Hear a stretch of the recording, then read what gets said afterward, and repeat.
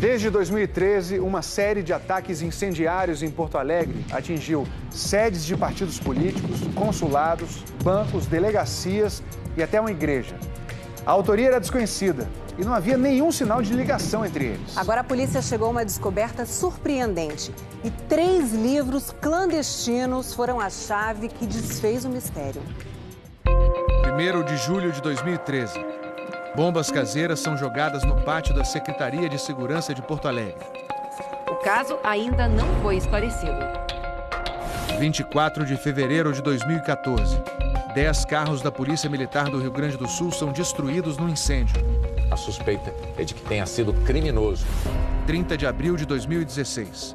A câmera de segurança é da sede do Partido Democratas em Porto Alegre. Um homem leva uma sacola e é seguido por outros 3 homens. Na volta, ele se abaixa e mexe na sacola. O outro espera. Ele acende uma garrafa. É um coquetel molotov. Os 2 homens atiram as bombas caseiras na sede do partido. 3 bombas no total. Até então, os atos violentos tinham sido tratados pela Polícia Gaúcha como casos isolados. Não se conheciam os autores e nem se pensava que pudesse haver relação entre os casos. Mas 5 meses depois daquele ataque, essa história começou a mudar. Foi depois que uma pichação apareceu numa delegacia. Em Porto Alegre, o repórter Jonas Campos explica. No desenho, alguém aparecia jogando um coquetel molotov contra o prédio. Segundo a polícia, foi um aviso do que estava por acontecer. Depois, o grupo colocou uma bomba debaixo da viatura que estava estacionada exatamente nesse local. Foi no dia 24 de setembro de 2016. A bomba explodiu em frente à delegacia assim que um policial ligou a ignição. Era um mecanismo artesanal, mas eficiente, mostrou eficiência. Nós temos aqui no chão, inclusive, ainda plásticos do material da viatura que queimou. Ele foi colocado embaixo da roda, sob o eixo traseiro, na região direita traseira, exatamente no local onde fica o tanque de combustível. Então, para que esse fogo iniciado por esse mecanismo, ele tomasse uma proporção que também atingisse o tanque de combustível. O fogo foi controlado antes disso e o policial não se machucou.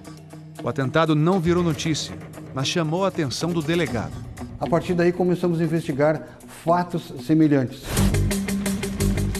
Os casos anteriores que a gente mostrou aqui foram novamente investigados. E a ligação entre 11 desses ataques começou a aparecer.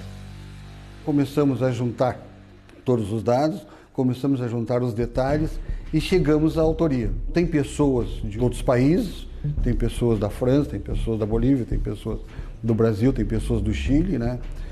E a maior prova que nós tivemos de tudo isso, que coroou com êxito a investigação, foi um próprio documento produzido por eles, o Livro do Caos, na qual eles relatam todas estas ações com detalhes. A polícia descobriu na internet 2 livros.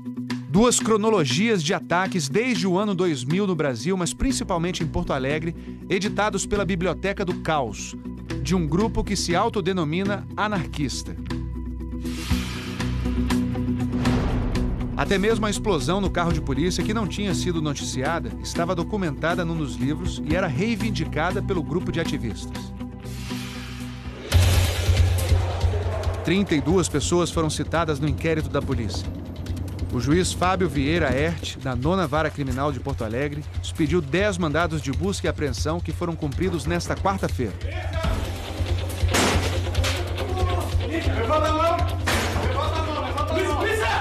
Na operação foi encontrada a versão física de um dos livros da internet. O anarquismo é uma ideologia política surgida na Europa no século XIX. O anarquismo tem como meta de chegada construir uma sociedade socialista e democrática. Ou seja, ele desde o princípio ele não diferencia distribuição de renda de distribuição de poder. O principal teórico anarquista foi o russo Mikhail Bakunin, que propôs a extinção do Estado. O anarquismo não é um movimento único, ele tem as suas diferentes expressões.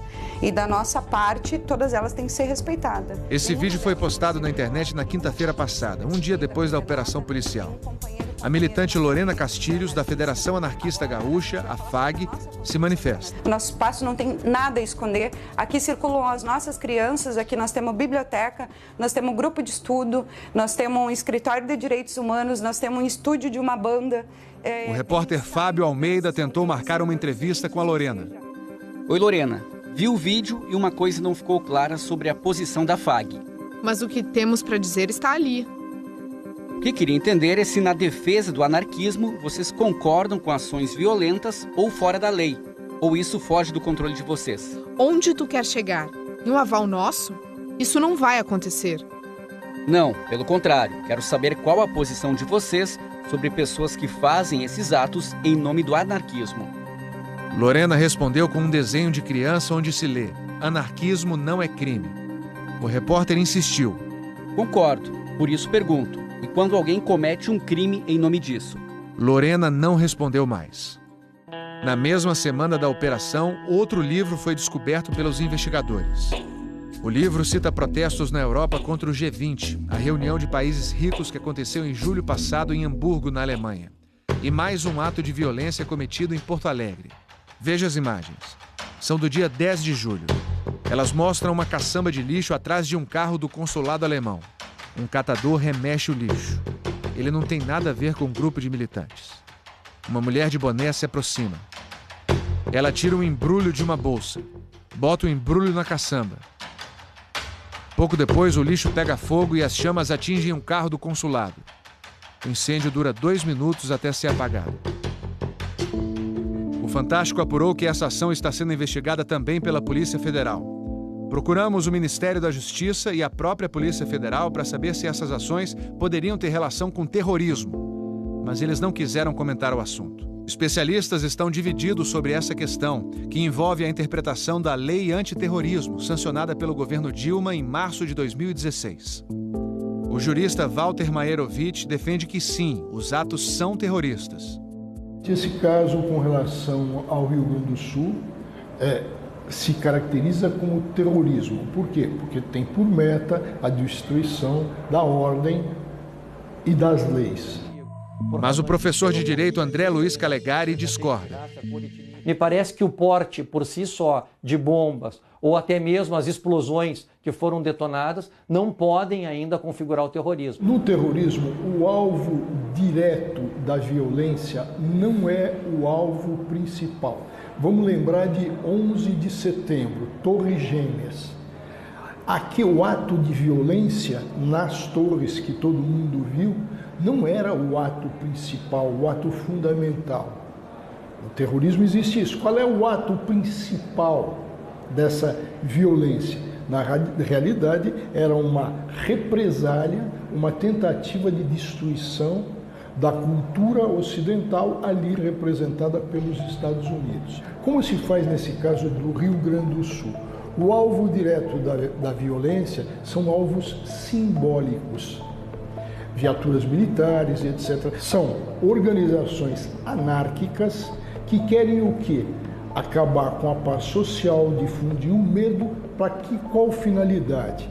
Terminar com a ordem jurídica e, evidentemente, com as leis. Então nós temos, mais do que caracterizado, a criação de uma situação anárquica. Isso é terror. O professor Calegari alega que, apesar de a lei antiterrorismo ser clara quanto ao uso, transporte e guarda de explosivos, ela omite a motivação ideológica. Diz a lei que o conceito de terrorismo se aplica apenas nos casos em que a motivação for xenofobia ou preconceito de raça, cor, etnia ou religião. O artigo 2º, se foi uma falha do legislador brasileiro ou não, ele não coloca de forma explícita o teor político dos atos terroristas. Claro que o terrorismo sempre, intrinsecamente, ele tem o viés político, que é contra o Estado, aqui, ou contra a forma de Estado. Mas os atos, por si só, configuram crimes do Código Penal. E é importante que se diga, existe uma lei muito dura para combater tudo isso, que é a Lei das Organizações Criminosas, editada no ano de 2013, que essas pessoas, de forma unida e organizada, com uma estrutura de hierarquia para cometer esses atos, podem também estar incursas nas sanções da lei do crime organizado. Nós temos uma formação de quadrilha, uma quadrilha do mal, sem sombra de dúvida. nós temos homicídio na forma tentada, nós temos o aumento de pena pelo crime hediondo através do uso de explosivos e uso de bombas incendiárias também, e os danos materiais todos causados.